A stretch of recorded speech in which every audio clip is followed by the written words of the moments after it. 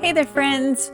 Welcome back to my channel. Today we're going to be starting the 12 days of baked goods. We are starting with these red velvet snowballs. The ingredients will be in the description box down below. Now let's get started. First we're going to get our butter, soften it up. Make sure you're using room temperature butter. Get your spatula so that you can incorporate all your ingredients. So now to this we're going to add the powdered sugar and combine that well. Just mix it in until it's nice and smooth.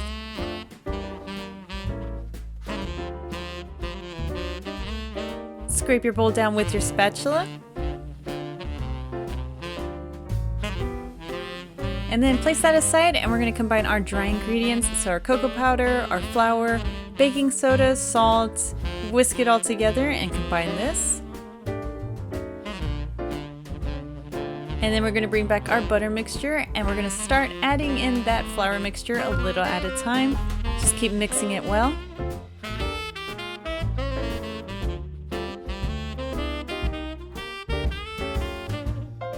Add in the rest of your flour to this and combine it all well.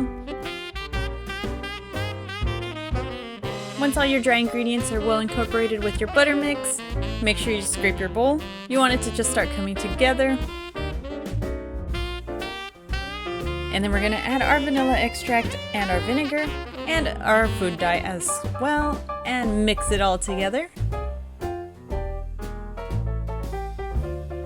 Once it's all well combined, you can just finish mixing this together with your spatula. Make sure you incorporate everything well. And for this, I'm going to be using an ice cream scoop to scoop them out. I'm also going to be placing them on a quarter sheet pan to chill them in the freezer. Scoop these out, roll them up, and place them on your sheet pan.